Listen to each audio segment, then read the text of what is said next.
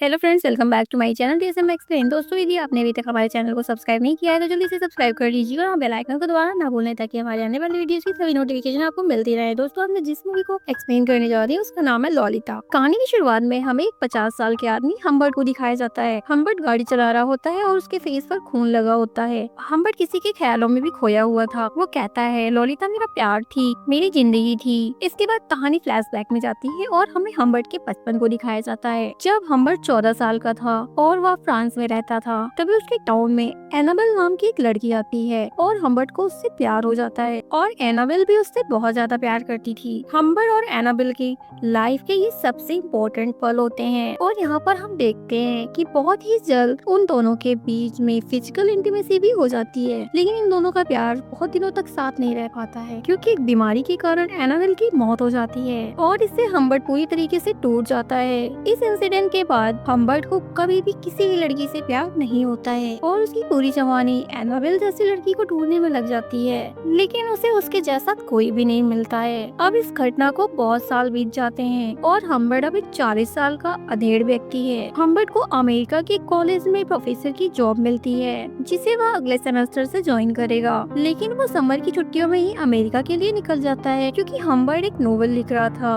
और उसे इसी छुट्टियों के दौरान ही कंप्लीट भी करना था। और अमेरिका में हम्बर्ट की अंकल के दोस्त उसके रहने का इंतजाम मिसेस सहस के घर में करते हैं जो कि एक विडो होती है। लेकिन हम्बर्ट जब उनका घर देखने के लिए जाता है तब उसे बिल्कुल भी पसंद नहीं आता है क्योंकि उनका घर काफी छोटा और बहुत ही ज्यादा गंदा भी था और मिसेस सहस भी उससे बेमतलब के करीबियां बनाने की कोशिश कर रही थी। हम्बर्ट को यहाँ पर कुछ भी अच्छा नहीं लगता है, इसलिए वो जब यहाँ से निकल ही रहा होता है कि तभी उसकी नजर मिसेस सहस की बेटी पर पड़ती है जिसका नाम लॉलिता होता है और उसे देखते ही हम्बर्ट के कदम वहीं पर रुक जाते हैं और उसे यहाँ पर अब एनाबेल की याद आती है क्योंकि लॉलिता बिल्कुल उसकी तरह ही दिख रही थी और लॉलिता की उम्र भी बिल्कुल उतनी ही थी जितनी एनाबेल की थी उस टाइम पर जब हम्बर्ट को एनाबेल से प्यार हुआ था। हम्बर्ट की पूरी जवानी एनाबेल जैसी लड़की को ढूंढने में निकल गई थी, लेकिन आज उसके सामने एक ऐसी लड़की थी जिसने उसे एनाबेल की याद दिला दी थी। लॉलिता की स्माइल देखने के बाद हम्बर्ट के हार्ट बीट रुक जाते हैं। हम्बर्ट को ये घर भले ही पसंद नहीं आया था, लेकिन अब वो यहाँ पर रहने के लिए मान जाता है। अब हम्बर्ट मिसेस सहस के छोटे से रूम में रहकर उस नोवेल को पूरा करने की कोशिश करता है। उसे लॉलिता में एनाबेल दिखाई देती है, इसलिए हम्बर्ट छुप छुप कर लॉलिता को निहारने लग जाता है। हालांकि लॉलिता की उम्र सिर्फ और सिर्फ 14 साल की ही थी अभी, लेकिन लॉलिता अपनी उम्र से काफी ज्यादा समझदार होती है। जब लॉलिता ने हम्बर्ट को पहली बार देखा था तभी उसे समझ में आ गया था कि हम्बर्ट उसे पसंद करने लगा है। लॉलिता कई बार जानबूझकर हम्बर्ट को टच करती है, उसकी गोद में बैठ जाती है और उसके साथ फ्लर्ट भी करती है। और दूसरी तरफ हम देखते हैं कि मिसेस सहस हम्बर्ट की पर्सनालिटी देखकर उसके ऊपर काफी ज्यादा फिदा हो जाती है और मन ही मन उससे शादी करने के सपने भी देखने लग जाती हैं। अब नेक्स्ट डे हम देखते हैं कि मिसेस सहस हम्बर्ट के साथ एक लेक के पास जाती हैं। तब वह यहाँ पर हम्बर्ट को बताती हैं कि वो लॉलिता को एक समर कैंप पर भेज रही हैं। हालांकि लॉलिता कैंप जाने के लिए रेडी नहीं थी, लेकिन लॉलिता की मॉम उसकी एक भी बात नहीं सुनती है। अब जिस सुबह लॉलिता कैंप जाने वाली थी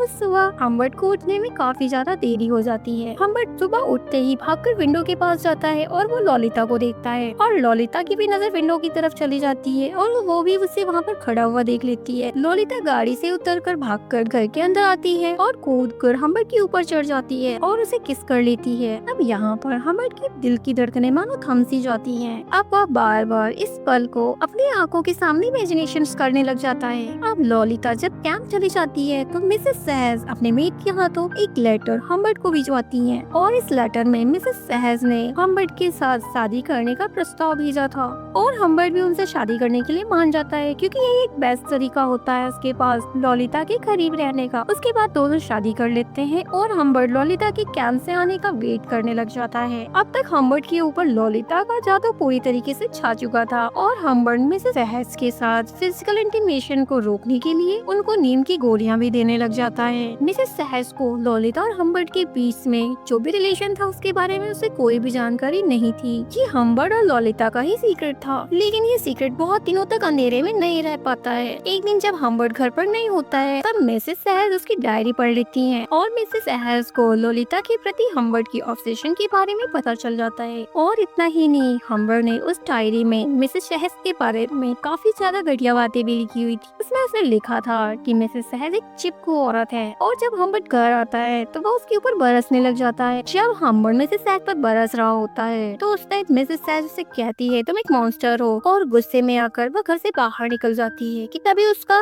एक्सीडेंट हो जाता है और तुरंत ही उसकी मौत हो जाती है। यहाँ पर हम्बर को थोड़ा दुख तो होता है, लेकिन अब वो पूरी तरीके से फ्री हो चुका था। ललिता के साथ अब रिलेशन में रहने के लिए इस पर ऑब्जेक्शन करने वाला कोई नहीं था। वो ललिता को उसकी मॉम के डेथ के बारे में कुछ भी नहीं बताता है और उसे बताता है कि उसकी मॉम हॉस्पिटल में एडमिट है। और जब ललिता की समर कैंप की छुट्टियां हो जाती हैं, हम्बर ललिता को लेने के लिए कैंप जाता है और ललिता की मासूमियत को देखते ही वो उसके प्यार में फिर से पड़ जाता है। यहाँ पर वो ललिता से कहता है कि मैंने तुम्हें बहुत मिस किया। क्या वो ललिता हम्बर से कहती है कि तुम्हें मेरी बिल्कुल भी परवाह नहीं है क्योंकि तुमने अभी तक मुझे किस नहीं किया है। और यहाँ पर हम्बर जब ललिता की पोर्नेस देखता है तो वो चौंक जाता है। हम्बर गाड़ी को साइड में रोकता है और दोनों पैशनेटली एक दूसरे को किस करने लग जाते हैं और यहाँ पर अब उनके बीच एक रोमांटिक रिलेशनशिप की शुरुआत होती है। यहाँ पर हम्बर ललिता से कहता है कि आज की रात हमें एक होटल में रुकना है और अगले दिन वो लोग उसकी मॉम से मिलने हॉस्पिटल जाएंगे। और होटल में ललिता की मुलाकात क्लेयर नाम की एक हैंडसम व्यक्ति से होता है और ललिता उसके प्रति आकर्षित हो जाती है। हम्बर की मुलाकात भी क्लेयर से होती है, लेकिन वो उसे उसके नाम से नहीं जानता था। उसे लगता है कि क्लेयर कोई स्पाई है जो कि उसकी वाइफ की डेथ के बारे में तहकीकात कर रहा है। उसके बाद हम देखते हैं कि होटल में दोनों के रोमांटिक रिलेशन अब सेक्सुअल में बदल जाते हैं और दोनों इस मोमेंट को जी भर के जीते हैं। अब अगले दिन ललिता गैस स्टेशन पर हम्बर से हॉस्पिटल का नंबर मांगती है क्योंकि उसे अपनी मॉम से बात करनी थी। और यहाँ पर हम्बर अब ललिता को सच बता देता है कि अब उसकी मॉम नहीं रही, उनकी डेथ हो चुकी है। वह ललिता को बता देता है कि उनकी मौत एक एक्सीडेंट में हो गई थी और ललिता के लिए ये बात बहुत ही ज्यादा शॉकिंग थी और वह जब होटल वापस आती है तो वह रोने लग जाती है। उसके बाद हम देखते हैं कि अब घर लौटने के लिए ललिता के पास कोई वजह नहीं थी, इसलिए ललिता हम्बर के साथ पूरे अमेरिका को घूमने के लिए निकल जाती है और इस बीच वो लोग कई होटल्स पे रुकते हैं और एक कपल की तरह वो दोनों एंजॉय करने लग जाते हैं। तो उसके बाद फाइनली हम्बर अब अपने कॉलेज पहुंचता है जहाँ पर वो अपने टीचिंग की जॉब को संभालता है और ललिता का एडमिशन यहाँ पर करा देता है। और यहाँ पर हम देखते हैं कि दोनों के बीच में फिजिकल इंटीमेसी रुकने का नाम ही नहीं ले रही थी, लेकिन दुनिया की नजरों में वो दोनों बाप बेटी की तरह पेश आते हैं। ललिता सेक्सुअली हम्बर को मैनिपुलेट करती है और उससे अपनी मांगे भी पूरी करती है। एक दिन हम्बर ललिता के स्कूल में उसका प्ले देखने जाता है जहाँ पर हम्बर को पता चलता है कि इस पूरे प्ले को क्लेयर ने लिखा था। दरअसल क्लेयर वही आदमी था जिससे ललिता उस होटल में मिली थी। अब जैसे जैसे समय बढ़ रहा होता है हम्बर और ललिता के बीच में रिलेशनशिप ज्यादा रोमांटिक नहीं रह जाता है। ललिता के लिए हम्बर की इनसिक्योरिटीज बढ़ती जा रही होती हैं। हम्बर को डर लगने लगा था कि ललिता उसे छोड़कर चली जाएगी और एक दिन ललिता के पास जब कुछ पैसे मिलते हैं तो हम्बर को लगता है कि ललिता इस पैसे को इसलिए जमा कर रही है ताकि वह उसे छोड़कर कहीं भाग सके। एक दिन हम्बर ललिता को रेस्टोरेंट में किसी से फोन पर बात करते हुए देख लेता है और जब ललिता हम्बर को देख लेती है तो वो जल्दी से फोन को डिस्कनेक्ट कर देती है और बहुत ही अजीब बिहेव करने लग जाती है। ऐसा लग रहा था कि जैसे वो कुछ छुपा रही हो। और इससे पहले कि उन दोनों के बीच का रिलेशन और भी खराब होता, हम्बर ललिता को एक और टूर में साथ चलने के लिए ऑफर करता है, लेकिन इस बार ललिता डिसाइड करती है कि वो लोग घूमने के लिए कहाँ पर जाएंगे। उसके बाद रास्ते में हम्बर को लगता है कि कोई उनका पीछा कर रहा है और शायद ये वही स्पाई पर्सन होता है जो उसे होटल में मिला था। एक दिन जब वो दोनों गैस स्टेशन पर रुकते हैं पर कुछ चीजें खरीदने के लिए अंदर जाता है, तभी वह देखता है कि बाहर ललिता किसी अजनबी व्यक्ति से बात कर रही है। हम्बर भागकर तुरंत बाहर आता है, लेकिन तब तक वो आदमी वहाँ से जा चुका था। जब हम्बर ललिता से पूछता है कि वो व्यक्ति कौन था, तब ललिता उसे बताती है कि शायद वो रास्ता भटक गया था।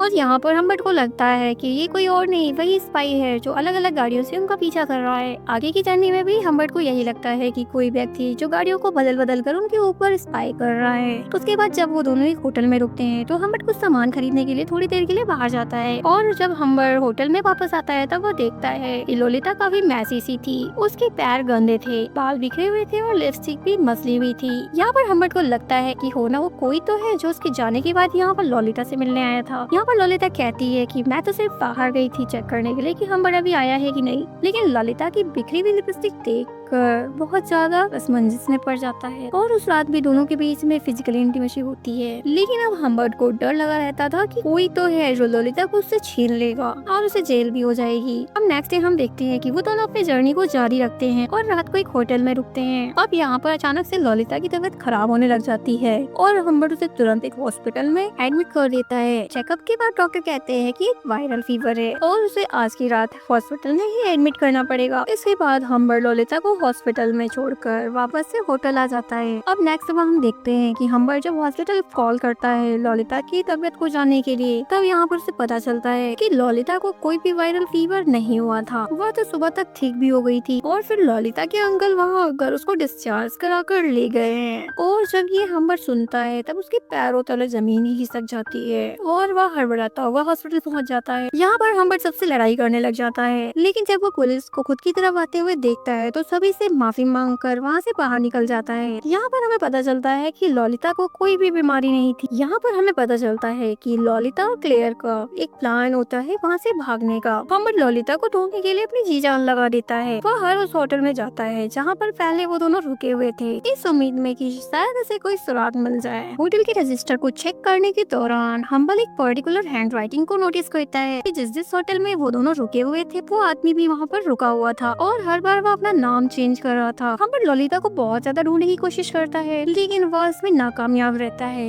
यहाँ पर हम्बर्ट सोचता है कि उसके अलावा भी क्या ललिता की लाइफ में कोई और था, लेकिन वह खुद को समझाने की कोशिश करता है कि मेरे जैसा प्यार ललिता को कोई और नहीं कर सकता है। अब देखते ही देखते 3 साल बीत जाते हैं और एक दिन अचानक से उसे ललिता का एक लेटर मिलता है जिसमें लिखा था कि उसने शादी कर ली है और अभी वह प्रेग्नेंट है, लेकिन उनकी फाइनेंशियल कंडीशन कुछ ठीक नहीं है, उसे पैसों की जरूरत है। हम्बर्ट तुरंत उस एड्रेस पर निकल जाता है जो उस लेटर में लिखा हुआ था और आज वह 3 साल के बाद ललिता से मिलता है। ललिता रिजेक्ट नाम के एक लड़के से शादी कर ली होती है और अब वह प्रेग्नेंट थी, लेकिन 3 साल के बाद भी हम्बर्ट इस बात को जानना चाहता था कि आखिर कौन था जिसने ललिता को उससे दूर कर दिया था। वो आदमी रिजेक्ट तो नहीं हो सकता है क्योंकि वो आदमी काफी अमीर था और उम्र में भी ललिता से काफी अधिक था। ललिता बताती है कि उस आदमी का नाम क्लेयर है और वो बताती है कि हम्बर्ट के पीछे से उससे मिलने के लिए आता था। वो हम्बर्ट से ये भी कहती है कि क्लेयर ही एक ऐसा आदमी था के लिए वह पूरी तरीके से दीवानी थी। और जब ललिता की ये सारी बातें सुनता है तो हम्बर्ट का दिल टूट जाता है। ललिता यहाँ पर कहती है कि जब वो पहली बार उसके घर गई थी तब उसे पता चला कि क्लेयर चलाता है और उसे टीनेज लड़कियाँ काफी ज्यादा पसंद है, लेकिन ललिता को किसी और लड़के के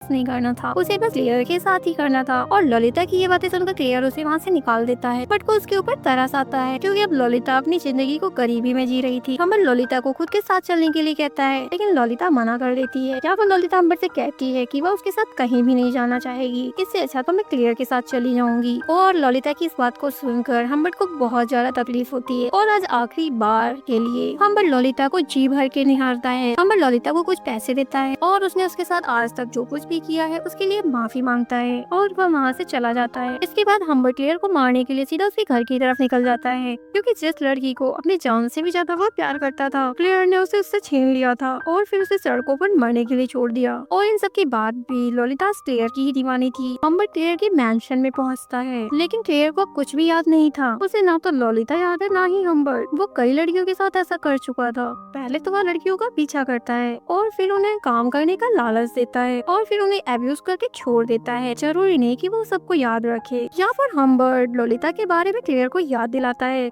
और वो कहता है कि मैं तुझे सजा देने के लिए आया हूँ। अब क्लेयर को थोड़ा थोड़ा याद आता है और यहाँ पर क्लेयर हम्बर्ट से कहता है कि उसने कभी भी उसके साथ जबरदस्ती नहीं किया था क्योंकि वह किसी भी लड़की के साथ कुछ भी नहीं कर सकता था। ललिता अपनी मर्जी से ही यहाँ पर आई थी और जब उसे यहाँ पर काम अच्छा नहीं लगा तो अपनी मर्जी से वो यहाँ से चली गई। यहाँ पर हम देखते हैं क्लेयर अपनी जान को बचाने के लिए हम्बर्ट को इस मैंशन में रहने का ऑफर देता है जहाँ पर रोज उसे सुंदर सुंदर टीनेज लड़कियाँ मिलेंगी। उसे हर वो सुख मिलेगा जिसका उसने सपना देखा है। क्लेयर की इस बात को सुनकर हम्बर्ट को और भी ज्यादा गुस्सा आ जाता है क्योंकि ललिता के लिए उसका ऑब्सेशन सिर्फ सेक्सुअली नहीं था बल्कि उसके इमोशन भी ललिता के साथ जुड़े हुए थे। वो क्लेयर के ऊपर कई बार गोलियां चलाता है और उसे मार देता है और इसके बाद हम्बर्ट वहाँ से निकल जाता है। और ये सीन मूवी का स्टार्टिंग सीन होता है जहाँ पर हम्बर्ट गाड़ी चला रहा था और वह ललिता के ही ख्यालों में खोया हुआ था। क्लेयर के खून के जुर्म में पुलिस हम्बर्ट के पीछे पड़ी हुई है, लेकिन हम्बर्ट भागने की भी कोशिश नहीं करता है। अब उसे अपनी लाइफ की कोई भी परवाह नहीं है क्योंकि जिस लड़की से उसने इतना ज्यादा प्यार किया वो लड़की उसे प्यार ही नहीं करती। पुलिस उसे अरेस्ट कर लेती है और हम्बर्ट को जेल हो जाता है और किसी बीमारी के चलते हम्बर्ट की जेल में ही मौत हो जाती है। और अगले ही महीने में ललिता अपने बच्चे को जन्म देने के बाद वो भी गुजर जाती है। और इसी के साथ इस मूवी का यहीं पर समापन हो जाता है। तो दोस्तों, आप सभी को आज की कहानी कैसी लगी? अगर पसंद आए तो लाइक शेयर और कमेंट जरूर से करिएगा। एक नई मूवी एक्सप्लेनेशन के साथ मैं आप सबसे फिर से मिलूंगी। तब तो इस मूवी को अपना ढेर सारा प्यार दीजिएगा। धन्यवाद।